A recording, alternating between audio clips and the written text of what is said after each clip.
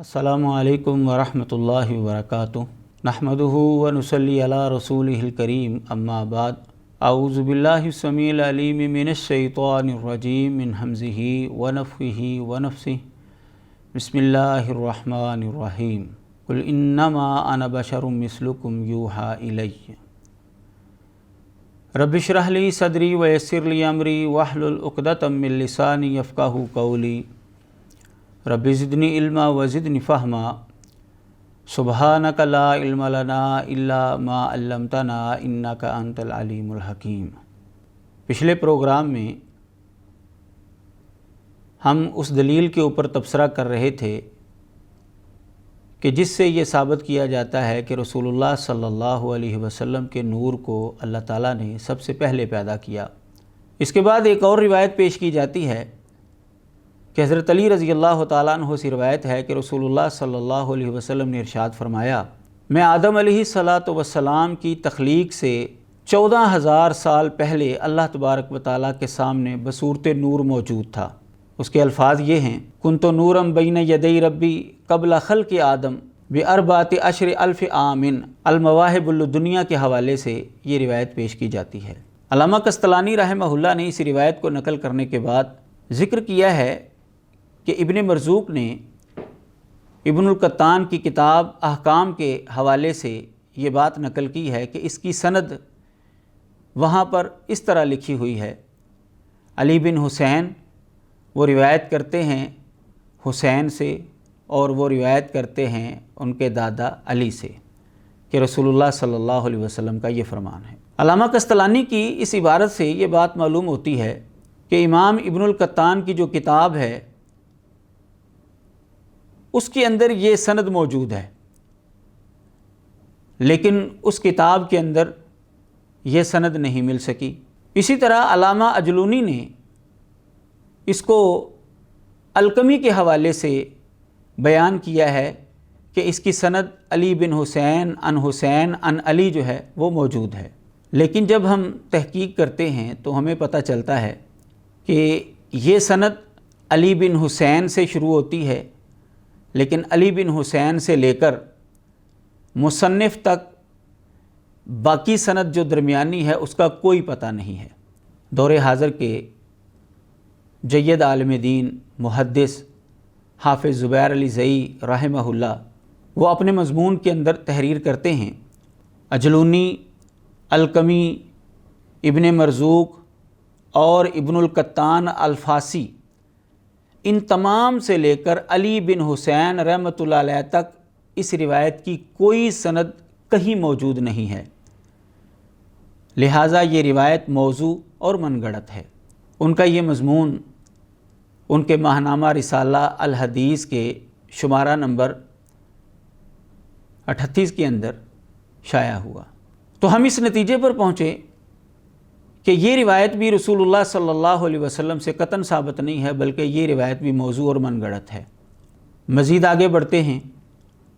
इस हवाले से एक और रिवायत पेश की जाती है जिसके अंदर रसूलुल्लाह सल्लल्लाहु अलैहि वसल्लम और हज़रत जिब्रील अलैहिस्सलातु वस्सलाम का मुकालमा बयान किया जाता है। वो मुकालमा कुछ यूँ है, हज़रत अबू हुरैरा रज़ी अल्लाह ताला अन्हु रिवायत करते हैं कि रसूलुल्लाह सल्लल्लाहु अलैहि वसल्लम ने एक मरतबा हज़रत जिब्रील अलैहिस्सलातु वस्सलाम से पूछा, ए जिब्रील बताओ ज़रा तुम्हारी उम्र कितनी है? तो जिब्रील अलैहिस्सलातु वस्सलाम ने अर्ज़ किया, आका उम्र का तो मुझे सही अंदाज़ा नहीं, लेकिन इतना याद है कि सारी कायनात से पैदा होने से पहले अल्लाह ताला के हिजाबात अज़मत में से चौथे पर्दे अज़मत में एक नूरानी सितारा चमका करता था और वो सितारा 70,000 साल के बाद एक मरतबा चमकता था। आका मैंने अपनी ज़िंदगी में उस सितारे को 70,000 मरतबा देखा है, यानी वो सितारा 70,000 साल के बाद एक दफ़ा तुलू होता है, चमकता है। और हज़रत जिब्रील अलैहिस्सलातु वस्सलाम फरमाते हैं कि मैंने उस सितारे को 70,000 मरतबा देखा है, इतनी मेरी उम्र है। आप सल्लल्लाहु अलैहि वसल्लम फरमाने लगे, जिब्रील मुझे रब्बे ज़ुल जलाल की अज़मत की कसम वो सितारा मैं ही था। ये रिवायत असीरतुल हलबिया के अंदर मौजूद है। इसका जवाब اسی کتاب کے اندر آگے موجود ہے۔ امام حلبی فرماتے ہیں کہ میں نے یہ روایت کتاب التشریفات فی الخصائص والمعجزات میں دیکھی، لیکن اس کا مصنف نامعلوم ہے۔ یعنی بذات خود امام صاحب نے صراحت کر دی کہ یہ روایت ایسی کتاب کے اندر ہے کہ جس کتاب کا مصنف ہی لا علم ہے۔ امام حلبی رحمہ اللہ نے خود اس چیز کی صراحت کی ہے کہ میں نے یہ روایت کتاب التشریفات فی الخصائص والمعجزات کے اندر دیکھی اور اس کا مصنف نامعلوم ہے۔ معلوم ہوا کہ یہ روایت بھی من گڑت ہے، کیونکہ یہ جس کتاب کے اندر پائی جاتی ہے اس کتاب کا مصنف کون ہے؟ وہ کوئی سچا آدمی تھا، کوئی جھوٹا آدمی تھا، وہ ایمانی اعتبار سے کس لیول پر تھا، وہ کوئی مسلمان بھی تھا یا غیر مسلم تھا، کیا تھا، کوئی علم نہیں ہے۔ یہ ہیں وہ معروف روایات جو اپنے نظریے کو ثابت کرنے کے لیے دوست احباب پیش کرتے ہیں کہ نبی علیہ الصلاۃ والسلام کو اللہ تبارک و تعالیٰ نے نور کی صورت میں سب سے پہلے پیدا کیا۔ تو جہاں پر یہ روایت موضوع اور من گڑت ہیں، ضعیف ہیں، ناقابل اعتبار ہیں، وہاں دوسری طرف اگر ہم دیکھتے ہیں تو رسول اللہ صلی اللہ علیہ وسلم کی صحیح حدیث کے بھی خلاف ہے، جیسا کہ سنن ترمذی وغیرہ کے اندر حدیث موجود ہے، جیسا کہ کتاب السنہ لابن ابی عاصم، معجم الکبیر، مسند ابی یعلا وغیرہ کے اندر روایت موجود ہے کہ رسول اللہ صلی اللہ علیہ وسلم نے ارشاد فرمایا، اول شیء خلق اللہ القلم، کہ سب سے پہلی چیز جو اللہ تعالیٰ نے پیدا کی وہ قلم ہے۔ تو جب نبی علیہ الصلاۃ والسلام سے صحیح سند کے ساتھ یہ بات ہمیں ملتی ہے کہ سب سے پہلے اللہ تعالیٰ نے جس چیز کی تخلیق کی وہ قلم تھا، تو یہ روایات جن کے اندر نبی علیہ الصلاۃ والسلام کے نور کو پیدا کرنے کی بات ہے، یہ مفہوم کے اعتبار سے بھی غلط ثابت ہوئیں، کیونکہ سند کے اعتبار سے بھی موضوع اور من گڑت ہیں، اور ان کا جو مفہوم ہے وہ اس صحیح حدیث کے خلاف ہونے کی وجہ سے ناقابل اعتبار ٹھہرا۔ آخر میں ہم آپ کے سامنے ان احباب کے بعض علماء کے اقوال پیش کرتے ہیں جو رسول اللہ صلی اللہ علیہ وسلم کے بارے میں نور من نور اللہ کا عقیدہ رکھتے ہیں، اور ان اقوال سے یہ بات روز روشن کی طرح واضح معلوم ہوتی ہے کہ نبی علیہ الصلاۃ والسلام انسان تھے، نبی علیہ الصلاۃ والسلام بشر تھے۔ اس جماعت کے بہت بڑے عالم دین جن کی طرف اپنی نسبت کو یہ فخر محسوس کرتے ہیں، مولانا احمد رضا خان صاحب بریلوی، وہ فتاوی افریقہ ان کی کتاب ہے، اس کے اندر لکھتے ہیں کہ خطیب نے اپنی کتاب کے اندر یہ بات لکھی ہے کہ حضرت عبداللہ بن مسعود رضی اللہ تعالیٰ عنہ سے روایت ہے کہ حضور اقدس صلی اللہ علیہ وسلم نے فرمایا، میں اور ابو بکر و عمر ایک مٹی سے بنے، اسی میں دفن ہوں گے۔ تو خطیب کی یہ روایت انہوں نے نقل کی ہے، اور اس کو انہوں نے ضعیف قرار نہیں دیا، ناقابل حجت قرار نہیں دیا، بلکہ اپنی بات کو وہ ثابت کرنا چاہتے ہیں، جس کا مطلب یہ ہے کہ انہوں نے اس کو اپنے عقیدے کے اس بات کے اندر پیش کیا ہے۔ اور یہ اصول ہے کہ جب کوئی مصنف کسی کی بات نقل کرے اور اس کے اوپر تنقید نہ کرے تو وہ اس کا اپنا بھی موقف ہوتا ہے۔ اب اس روایت سے جو انہوں نے پیش کی ہے، یہ بات روز روشن کی طرح معلوم ہوتی ہے کہ رسول اللہ صلی اللہ علیہ وسلم، حضرت ابوبکر رضی اللہ تعالیٰ عنہ اور حضرت عمر رضی اللہ تعالیٰ عنہ تینوں ایک ہی مٹی سے پیدا ہوئے ہیں، اور اسی مٹی کے اندر جو ہے انہوں نے جانا ہے۔ اور مٹی سے پیدا ہونے والی مخلوق کو کیا کہتے ہیں یہ تو ہر انسان کو پتہ ہے۔ یہی وجہ ہے کہ انہوں نے فتاوی رضویہ کی جلد نمبر 7 کے اندر اس چیز کی صراحت کی ہے۔ میں ان کے الفاظ آپ کو پڑھ کر سناتا ہوں۔ اور جو مطلقاً حضور سے بشریت کی نفی کرے وہ کافر ہے۔ اسی جماعت کے معروف عالم دین مفتی احمد یار خان نعیمی گجراتی وہ رقم تراز ہیں، نبی جن سے بشر میں آتے ہیں اور انسان ہی ہوتے ہیں۔ جال حق ان کی کتاب ہے، بڑی معروف کتاب ہے ان کے ہاں۔ تو وہ نبی کی تعریف کرتے ہوئے، نبی کی خصوصیت بیان کرتے ہوئے صراحت کر رہے ہیں کہ نبی جو ہیں وہ انسان ہوتے ہیں اور جن سے بشر سے ہی آتے ہیں، اور رسول اللہ صلی اللہ علیہ وسلم تو اللہ کے نبی اور رسول ہیں، جیسا کہ ہر مسلمان کا یہ عقیدہ ہے۔ ایک اور عالم دین جو کہ مولانا احمد رضا خان صاحب کے بڑے ارشد تلامذہ کے اندر شمار ہوتے ہیں، اور ان کی جو کتاب ہے بہار شریعت وہ بڑی معتبر سمجھی جاتی ہے ان کے ہاں، مولانا امجد علی صاحب، وہ اپنی کتاب بہار شریعت کے اندر نبی کے حوالے سے لکھتے ہیں، نبی اس بشر کو کہتے ہیں جسے اللہ تعالیٰ نے ہدایت کے لیے وحی بھیجی ہو، اور رسول بشر ہی کے ساتھ خاص نہیں بلکہ ملائکہ میں بھی رسول ہوتے ہیں۔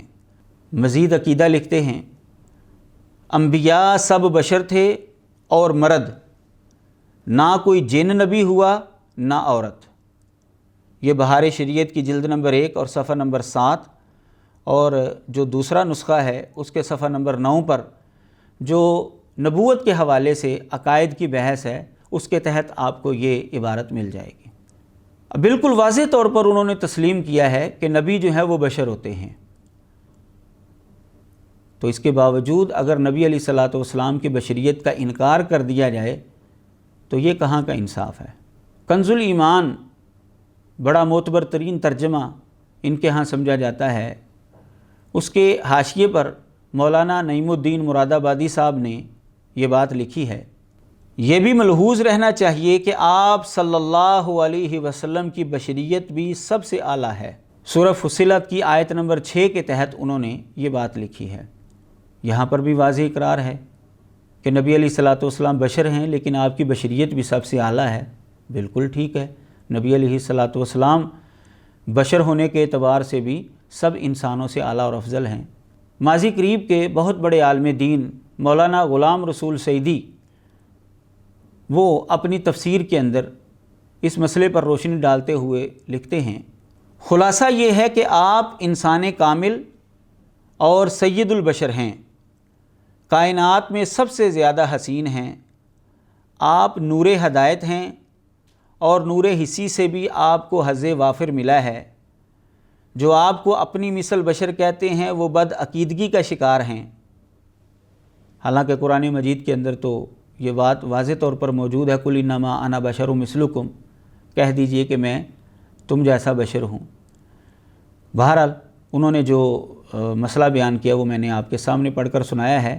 آگے مزید روشنی ڈالتے ہیں، یعنی ایک تو بات انہوں نے یہ تسلیم کی کہ نبی علیہ الصلوۃ والسلام نور ہدایت ہیں۔ آگے لکھتے ہیں، اور جو یہ کہتے ہیں کہ آپ کی حقیقت نور حسی ہے اور صورت بشر ہے، یا آپ لباس بشری میں جلوہ گر ہوئے اور حقیقت اس سے ماورا ہے، سو دلائل شریعہ کی روشنی میں اس قول کا برحق ہونا ہم پر واضح نہیں ہو سکا۔ کہتے ہیں کہ جو نبی علیہ الصلوۃ والسلام کو نور حسی کہتے ہیں اور یہ نظریہ رکھتے ہیں کہ آپ کا لبادہ بشریت کا تھا، حقیقت کے اعتبار سے آپ نور تھے، کہتے ہیں دلائل شریعہ کے اعتبار سے اس قول کا سچا ہونا، صحیح ہونا میرے اوپر واضح نہیں ہو سکا۔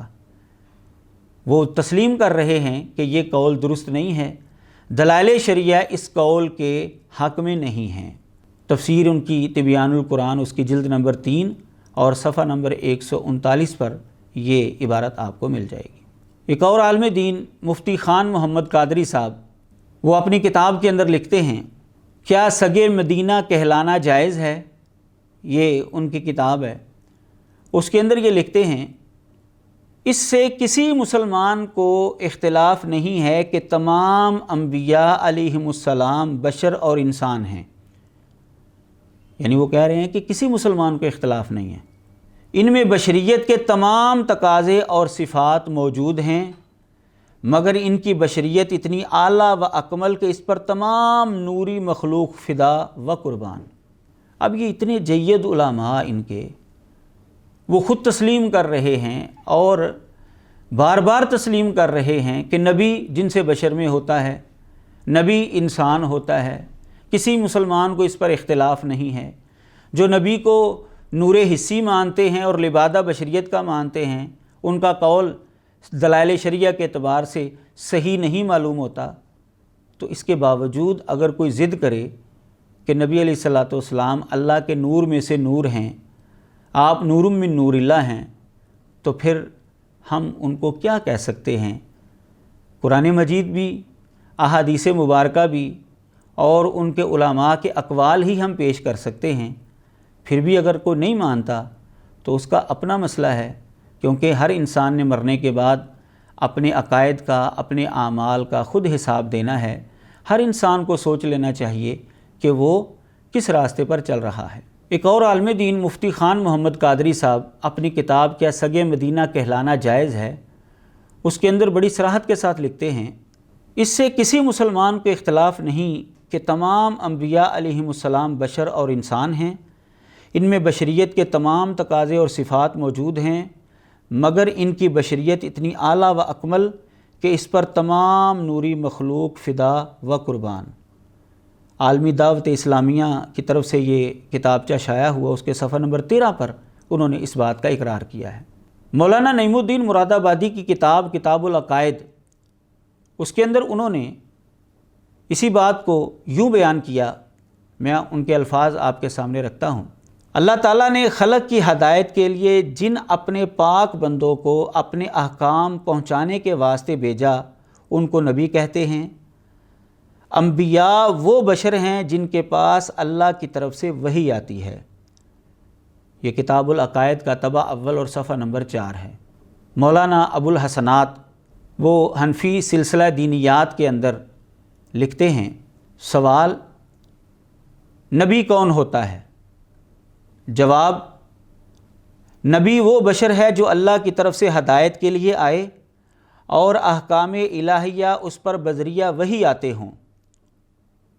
پھر سوال، جس قدر نبی گزرے ہیں وہ سب بشر تھے یا کچھ اور؟ جواب، انبیاء سب بشر تھے۔ حنفی سلسلہ دینیات حصہ اول اور صفحہ نمبر 15 پر آپ کو یہ سوال اور جواب ان کے مل جائیں گے۔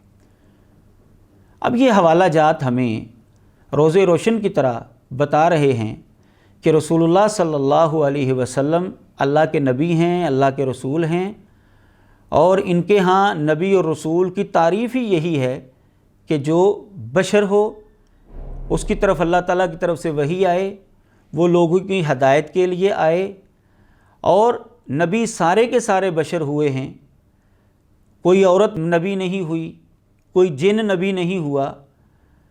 تو اس کے باوجود اگر کوئی نبی علیہ الصلوۃ والسلام کو نور من نور اللہ مانے، آپ کو نور الہی کا حصہ مانے، تو پھر اسے اپنے اس عقیدے کے اوپر نظر ثانی کر لینی چاہیے، کیونکہ قرآن مجید بھی ان کے خلاف ہے، احادیث مبارکہ کے اندر بھی نبی علیہ الصلوۃ والسلام کو بشر ہونا ملتا ہے، اور ان کے جید علماء بھی اس بات کا اقرار کرتے ہیں کہ نبی بشر ہی ہوتا ہے۔ وآخر دعوانا ان الحمد للہ رب العالمین۔